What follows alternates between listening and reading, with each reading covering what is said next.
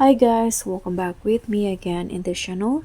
On today's tutorial, I'm going to show you how you can turn your face into a 3D cartoon by using the 3D cartoon style in the CapCut Mobile.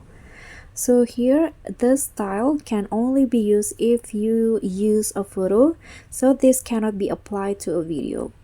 And you can just add your photo to CapCut like this, then click on the photo, then click on style. Here just swipe through the category and select the portrait option, and there you go. Here you can easily spot the 3D cartoon style, so click on that and just wait until CapCut apply it to your photo like this.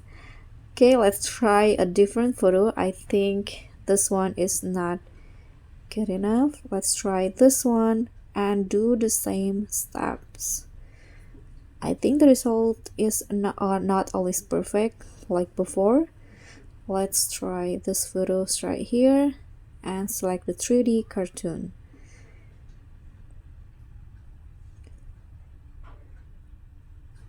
Okay, this one is better now. Just click on a check icon, and that's it. That's how you can turn your photo into a 3D cartoon style. So thank you so much for watching. Don't forget to like, comment, and subscribe. Also click on thanks. Bye.